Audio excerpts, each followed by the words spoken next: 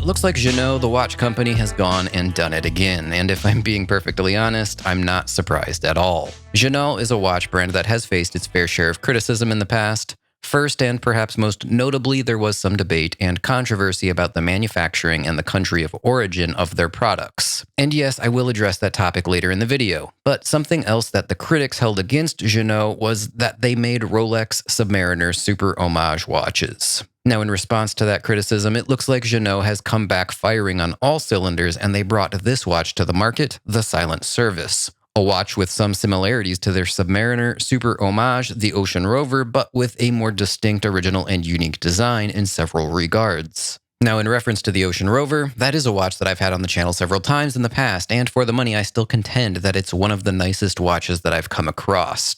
The quality of construction, the fit and finishing, and the attention to detail on the Ocean Rover outclassed most competitively priced watches in pretty much anything below the price point. And while it's no surprise, of course the Silent Service is equally well put together and equally impressive as the Ocean Rover. Now, as for the features and the specs on this watch, first let's hit the price. Retail is between $14.99 and $16.99 depending on the model, but being as this is a new model, there is a multi-phase pre-order pricing system, and you can get the prices down as low as $1,039 to about $1,279. Now, I'm not sure how long those discounts will be active, so reach out to GInault if you're interested in finding out more about the pre-order pricing.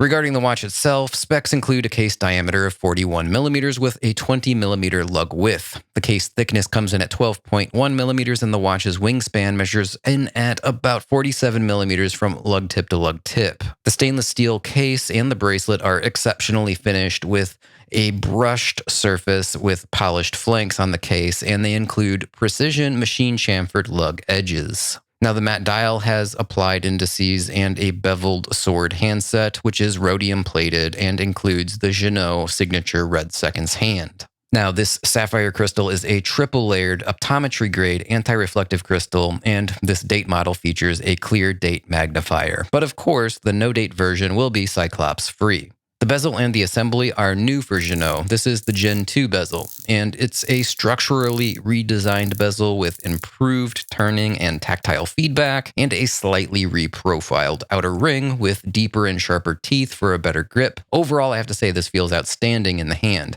And compared to those older bezels on the Ocean Rover, which were fantastic in their own right, yes, this is really a home run. Now, the bezel insert is actually a sapphire photo-etched insert, and it's 60-minute graduated, and it's loomed. I have to say that it looks absolutely exceptional, and I think that I like these sapphire bezel inserts just about as much as I like a ceramic insert. Now, speaking of the lume, here's a shot of the Super Luminova glow-in-the-dark luminescence in action. I have to say that it's pretty bright, it's long-lasting, and it works as expected. Now, the watch is 300 meters water-resistant, and of course, it features a signed, and it is slightly oversized screw-down crown, which offers excellent grip and action in the hand. The watch bracelet is very similar to the bracelet found on the Ocean Rover models, but this is a second-generation bracelet with tighter tolerances and a slightly reprofiled clasp. And I have to say that the build feels better in my opinion, being as the bracelet on those older watches was, while not exactly a weak point in and of itself, it was probably one of the weaker aspects of the older Ocean Rovers. Now, finally, the watch is running a Sellita SW200-1 Elabor grade movement, and that includes regulation in 5 positions over 6 weeks from the GInault watch assembly factory.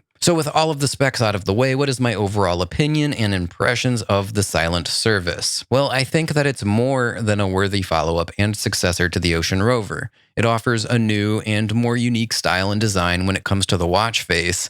It's not simply another Rolex homage, and the watch takes steps to improve what was already an outstanding watch, at least in terms of things like quality to the bezel and the updated bracelet. Now, this watch wears great on my 6.5-inch wrist, which, to be fair, is a fairly small wrist, thanks to the 47 millimeter lug-to-lug length, but I think it would work great for any wrist size ranges up to and even exceeding 8 inches in my estimation. Now, I will expect that some people will complain about the price, and yeah, at plus or minus $1,500, no, it's not a cheap watch.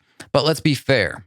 About a year ago, I bought a Seiko SPB 143, and I spent $1,200 on that watch. And look, I love that watch, but in terms of value for money, you get a lot more with this GInault Silent Service than you would with that $1,200 Seiko. The quality of that Seiko, it's just not even close to this. And again, I do love the Seiko, but it's just not on this level. All right, now regarding the controversy that popped up several years ago, GInault watches do say built in America on the dial, but accusations brought that country of origin into question. And whether or not the founder of the brand was a previously well-known Rolex replica maker were also brought up. Now here's my brief 2 cents on the topic. GInault has always said that they hand-assemble the watches in America. They have said that the main parts, such as the watch case, the crown, the bezels, they're all CNC machined by contracted machine shops here domestically, and the dials are hand-assembled in the USA as well. Some auxiliary parts, such as gaskets and O-rings, as well as the bracelets and the crystals, are sourced from Asia. They've always been clear about that.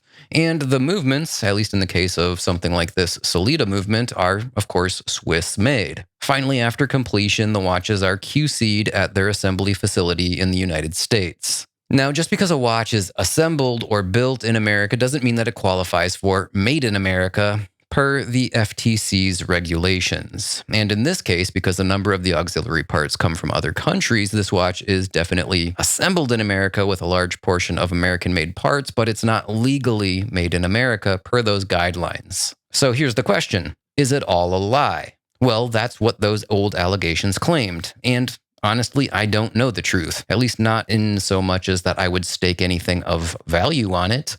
All I know is what GInault has told me, and what they told me is what I just told you. Now, with that, I'll let you make your own decisions and come to your own conclusions about the topic, but I suspect most people won't really care one way or the other. They just care about the quality of the watch. That said, I did want to take a moment to cover the topic because it was otherwise bound to come up in the comments. All right, guys, well, that's going to wrap this one up for today. I hope you enjoyed checking out this GInault Silent Service with me. And if you stuck around this long, let me say thanks for watching. I really appreciate it. And if you did enjoy the video, please hit that like button and don't forget to subscribe for more watch-related videos and reviews in the future.